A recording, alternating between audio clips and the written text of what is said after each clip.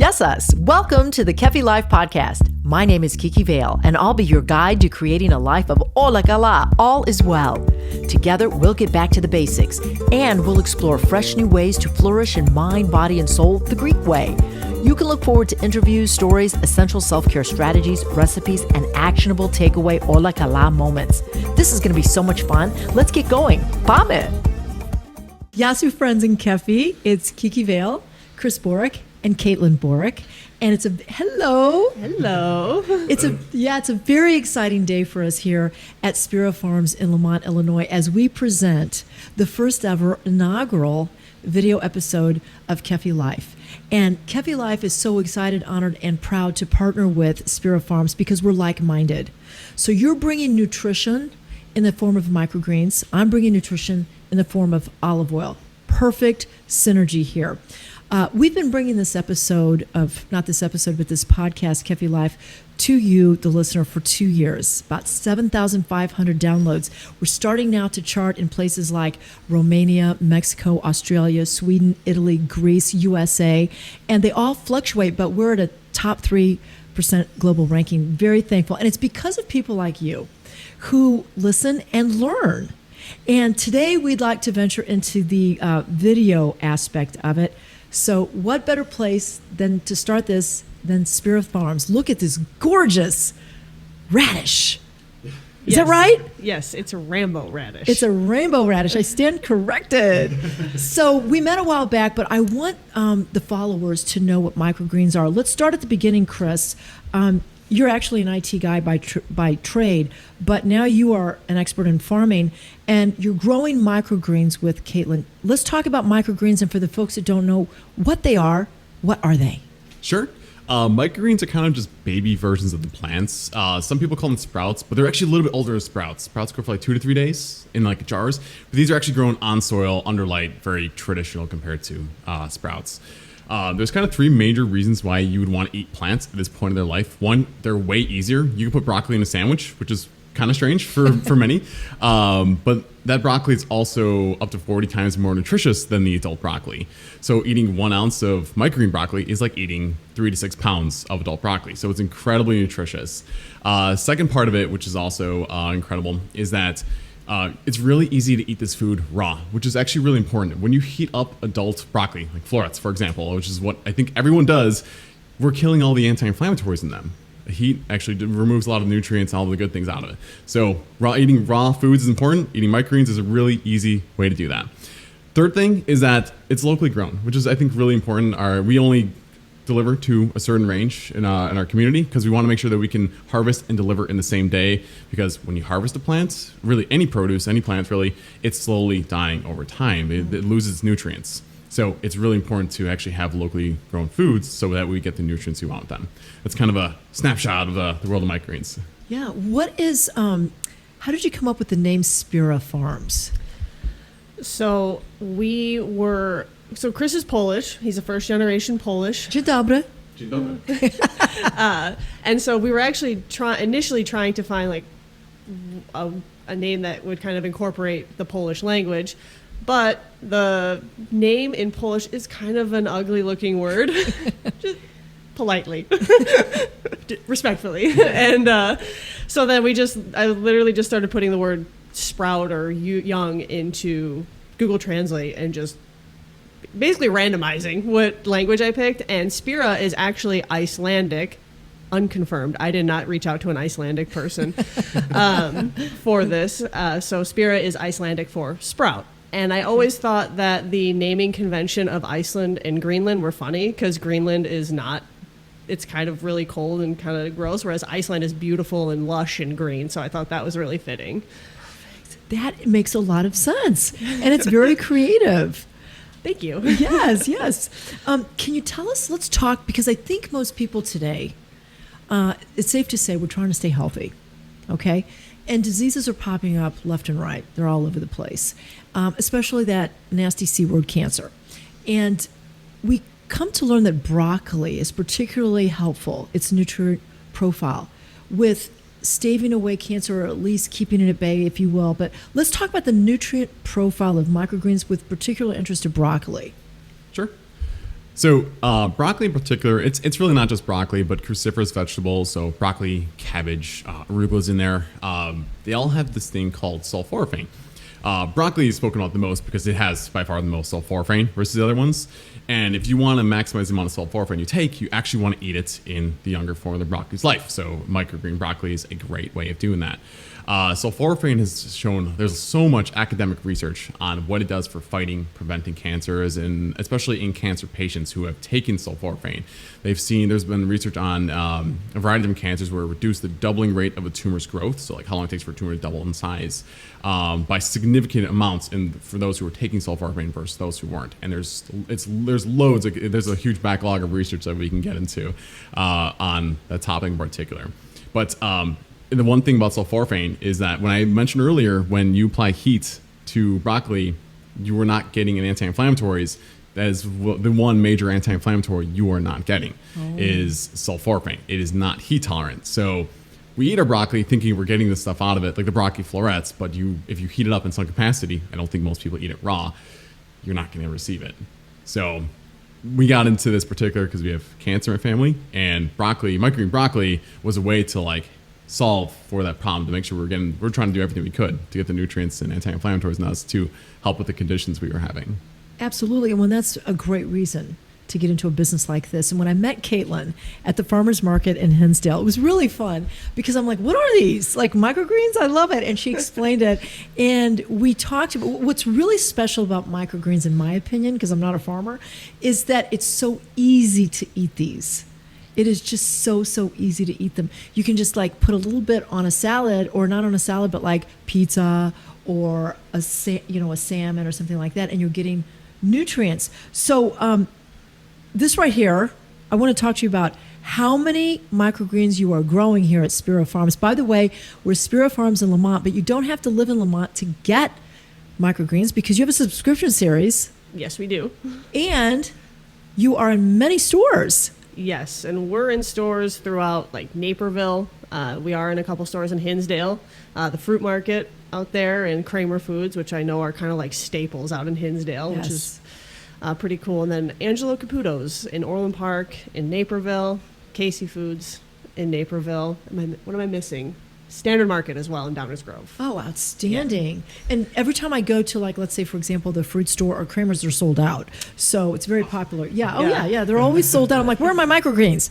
But I think that is a big selling point besides the nutrient profile, is that it's super easy because everybody complains about being in a hurry. So right now we're looking at spicy radish or rainbow radish. Yeah, so it is spicy, but this one in particular is a Rambo radish. And Okay, it's so- our purple variety, very popular amongst our chefs. Seriously, and they use it for the flavor profile? Some do.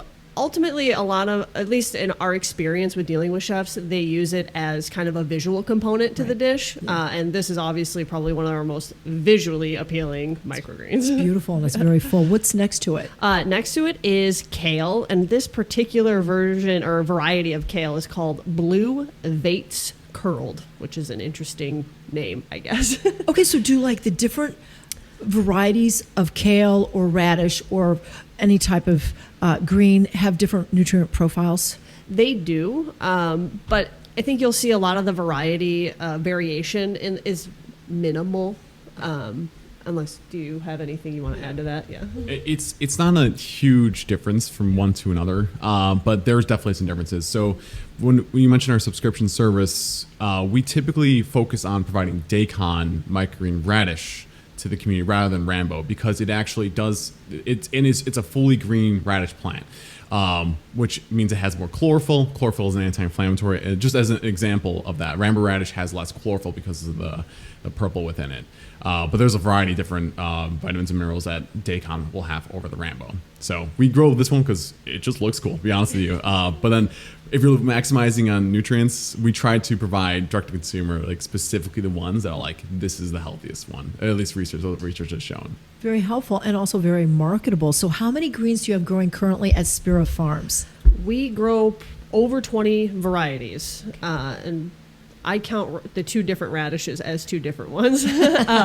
But we grow everything from, we grow broccoli, kale, red acre cabbage, just to name a few of my favorites right off the cuff there. And then sunflower is like another really interesting one. You can actually eat sunflowers. It's delicious. It's kind of meaty. Yes. Yeah, it is. There's also some other cool ones that we are experimenting with, like cantaloupe is also really, really interesting one. It's a microgreen. It's a small little plant, but it tastes like a melon, which is really, really interesting and cool. Fun. I would love to like put it in like a mixed drink or something because it's got that fruity flavor to it. And then you can also eat like carrots. Microgreen carrot tastes just like carrot, and onion tastes just like onion, but it's in this very different form factor than what we traditionally get. So it's a lot of, you can be very creative with how you make food. As you mentioned, you can put them in like broccoli and sandwiches, a very basic one. It's just really different and fun. Let's open everybody's mind to the possibilities of microgreens. You know, you think of a microgreen as like, oh, just a salad. Not true. We can use these on pizza. We can use it in a sandwich. We can use it where else? Yogurt? Yeah, I mean, we have definitely put sunflower microgreens on top of our yogurt.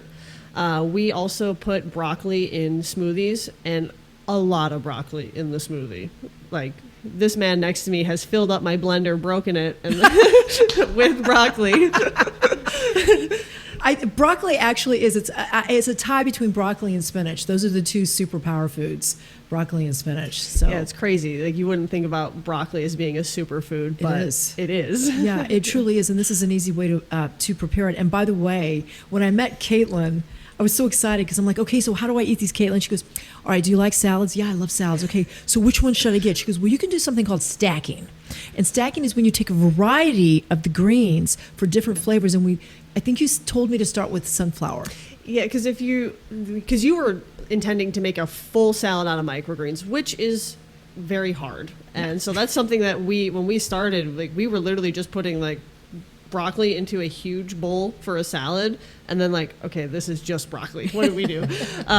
So the way I look at it is like, when you think of a salad, you think of lettuce, and that's a big leafy green. Well, sunflower is probably our next closest one, where it's a little bit bigger. It's very crunchy like lettuce, It is, yeah. and it's very juicy. And it's also got a great, interesting flavor where it's kind of green, like earthy flavored, but then nutty, because like a sunflower seed.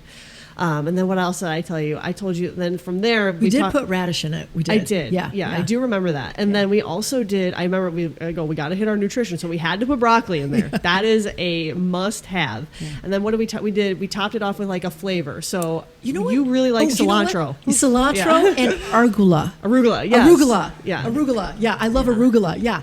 It's cilantro. I love cilantro. Yeah, so that's how I looked at it. I was like, we want to make sure that we kind of keep the components of what a traditional salad would look like, but instead of lettuce, we were just doing microgreens. And then that way you're getting all of that nutrition. And a microgreen salad is jam-packed with nutrition. But I also wanted to make sure you had flavors, too. Which I did.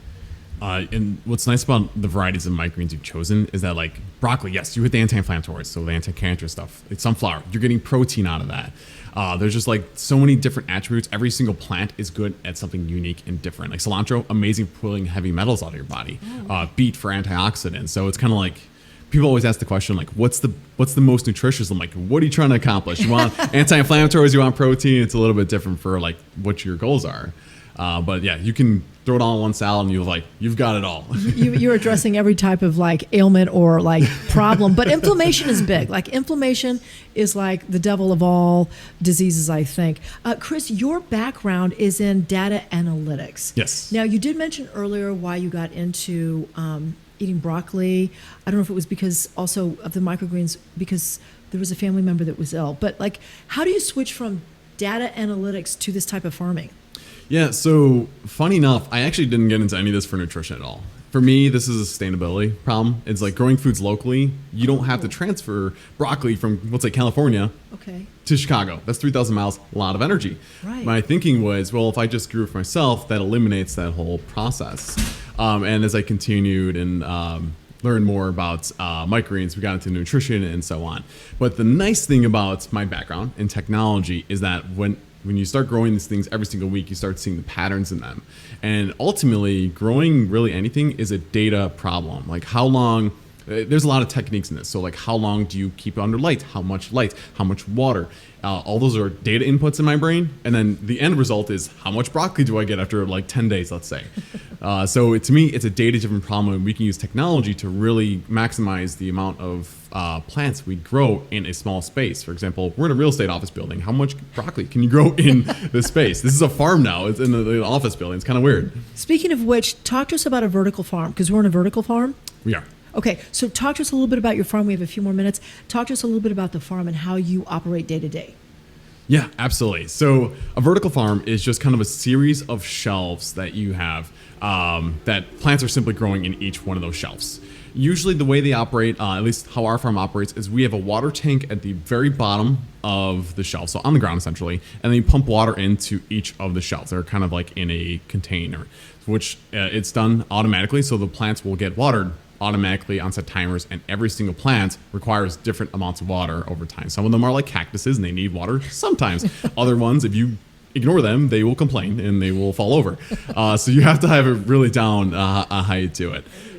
Yeah, they definitely absolutely get moody. But ultimately, it's just the watering is automatic, and you grow literally vertically up on shelves is the big behind it. And if you want to talk about the processes or anything, how you do it all. About vertical farming? Absolutely, like how you plant. Funny enough, we're actually horizontal for the first part of what we do, which is planting. And so we plant, and what we're looking at here is these are 10 inches by 20 inches, and we grow in 1-inch trays mostly. And we put soil in, spread the soil out, and put seed on top, which is the inverse kind of how you think about how something grows in nature. But we want the seed to be on top so the roots can penetrate through the soil. And then from there, once we've planted it, we stack them up on top of each other, and we put like a 15-pound brick on top of the actual stack of microgreens. And so what that does is that simulates the plants actually being underground. Okay. So that way, and these little guys, they're tiny, but they're mighty, and they will literally push the brick up so that because they're germinating, and so when they germinate, they're trying to push up to find the light. Sunflower in particular has literally knocked a brick over. Yeah. Nature is incredible. It truly is. And so what's kind of cool is that we're able to grow a lot more because we're stacking everything up so it's space efficient, and we're putting it on top of it in shelves, and the shelves just go up infinitely if we wanted them to, right? Yeah. Right? So that's the vertical part of like the actual planting process. Am I missing anything? I'm trying. Yeah. Good. So it's an interesting process, and I think what you guys lend to it also is like you said, Chris, sustainability. You do composting, mm-hmm. and you're trying to your bags that you sell are made from corn, I believe. Yeah. So we actually have 2 different types of containers. They're all plant-based. The containers that we provide, they literally look like that we put the microgreens inside of. They look and feel like plastic, but you're right, it is made of corn, which is really cool. So like, you can't recycle it. You have to like literally throw the stuff out, but it doesn't damage the world because it's not plastic. I think I last heard that only 5% of plastics are actually being recycled right now. So I love this idea of like, it looks and feels like plastic. Let's put like plants inside of a plant, the kind of thing. And then we also, when we provide our bags, like grocery store bags, those kind of things, there are these green bags. They're starting to get a little more popular, but they're made of sugarcane too. So like, we only provide plants of what we're providing. We don't. There's nothing else coming out from us. It's truly a win-win, and I love your footprint and what you're trying to do which is make a difference in the world and help us to all get healthier and educate us. And it's gone so fast. To find out more information about Spira Farms, where should the folks go? Absolutely. Our website is probably going to be one of our best resources. It's spira.farm. It's spira.farm. We're also on Facebook and Instagram. We're constantly trying to push content, just kind of showcase what we do, because it's kind of a weird thing for many. It really is, but it tastes good. It's easy, and it's a great, efficient way to get your nutrition. So I want to thank you so much, and I ask all my special guests, and certainly you are a special guest. In my life, I've learned that... in my life, I have learned that sharing knowledge and information with everybody is how we'll move the world forward. And I know Chris wants to add to that. Yeah, I mean, we like to talk about health and all these kind of different things. Like, I don't know if many know that when you heat up broccoli, it actually does bad things for us too. We're not getting what we need out of it. So we're trying to get that information out there so people kind of see and eat the right way to make sure that they're healthy. Well, it's been such a pleasure. I thank you so much for your time today. And I'm really excited to bring every video episode from Spira Farms in Lamont, Illinois, and let's eat green. Kiki Vale is the founder of Kefi Life. She is passionate about whole person wellness and living a fulfilled life. Her Kefi Life podcast is created to simply and naturally help you harmonize the mind, body, and soul the Greek way. Visit KefiLife.com, at KefiLife365 on Instagram, and check out Kiki Vale on LinkedIn and on Twitter. Join us again next time for more positive energy and inspiration on Kefi Life.